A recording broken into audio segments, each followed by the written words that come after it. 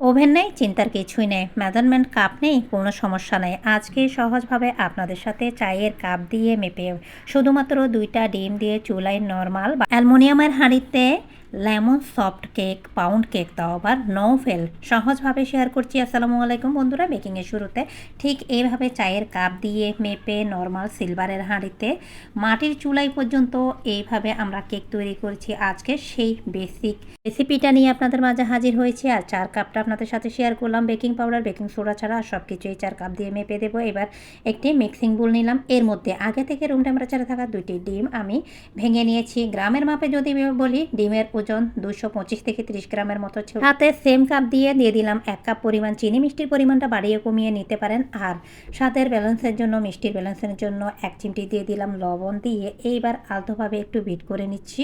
যে কোনোভাবে বিট করলেই হবে। আপনাদের কাছে ইলেকট্রিক বিটার না থাকলে সেক্ষেত্রে আপনারা হ্যান্ড হুইক্স অথবা ডালঘুটনি দিয়ে কিংবা কাঁটা চামচ দিয়ে কিন্তু এই কাজটা করতে পারেন। কিছু সময় বিট করে নেওয়ার পরে এবার বিটারটা বন্ধ করে একটা সাইডে রাখছি।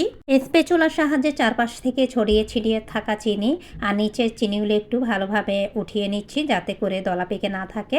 মেক শিওর হতে হবে আমাদের চিনিটা মেল্ট হয়েছে। সাথে সেম কাপ দিয়ে মেপে ১ কাপ দিয়ে দিলাম রান্নার সয়াবিন তেল আর ২-১ ফুটা দেখা সুন্দর জন্য ইয়েলো ফুড কালার, যেটা চাইলে আপনারা স্কিপ করতে পারেন।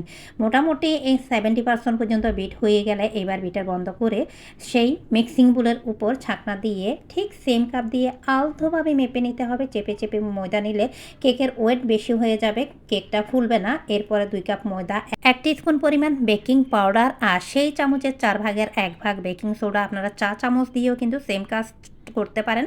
এইবার ১ টেবিল চামচ পরিমাণ স্বাদের ব্যালেন্সের জন্য দিয়ে দিলাম মিল্ক পাউডার দিয়ে ভালোভাবে শুকনো উপকরণ চেলে নিচ্ছি। আপনারা মেজারমেন্ট ২টি চামচের পরিবর্তে মানে টেবিল চামচ আর চা চামচের পরিবর্তে নর্মাল চামচ নিলেও হবে। এইবার দিয়ে দিচ্ছি লেমন জেস্ট, যেটা গ্রেটার দিয়ে সাদা অংশ উঠে না আসে মতো দিয়ে দিলাম। আর ১ চামচ পরিমাণ দিয়ে দিলাম লেমন ইমালশন। আর আমি দিয়েছি অফ স্ক্রিনে, যখন আমি ক্যামেরাটা অন করতে ভুলে গিয়েছি, লেমন জুস ১ টেবিল চামচ পরিমাণ।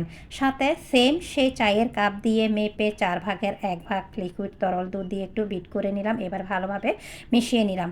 আর মেক শিওর হতে হবে আমাদের চিনিটা সম্পূর্ণ মেল্ট হয়েছে। যে কোনোভাবে মেশালেই হবে। ৩.৫ ইঞ্চ বাই ৮ ইঞ্চ একটি কেক টিনে সম্পূর্ণ কেক বেটার ঢেলে নিলাম। এইবার আসি সব থেকে ইম্পর্টেন্ট যে বিষয়টা, সেটা হচ্ছে প্রিহিট। ওভেন অথবা আপনারা হাঁড়ি যেখানেই কেক বেক করে না কেন সেটা অবশ্যই আগে থেকে ১০ মিনিট প্রিহিট করতে হবে, যেমন আমি করেছি সবসময়।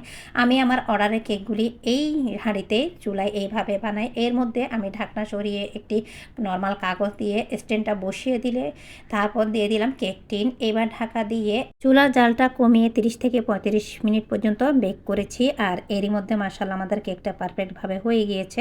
চুলার জাল অতিরিক্ত বাড়িয়ে দিলে এতে করে নিচে কাগজটা পুড়ে কেকটা গন্ধ হয়ে যাবে। গরম থাকা আর চুলার থাকায় অবস্থায় গরম গরম সুগার সিরাপ দিয়ে ব্রাশ করে তারপর একটি পরিষ্কার পলিথিনে এভাবে রেখে দিয়েছি। মাশাআল্লাহ এরই মধ্যে দেখতে পাচ্ছেন আমাদের কেকটা একেবারে পারফেক্ট হয়ে গিয়েছে।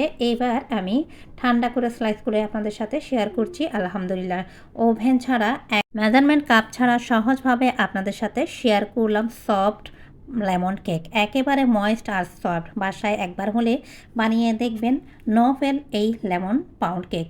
যারা পেজ থেকে দেখছেন, যদি রেসিপি ভালো লাগে পেজটা অবশ্যই ফলো দিয়ে পাশে থাকবেন। আর চ্যানেল থেকে দেখলে সেক্ষেত্রে অবশ্যই চ্যানেলটা সাবস্ক্রাইব করে পাশে থাকবেন।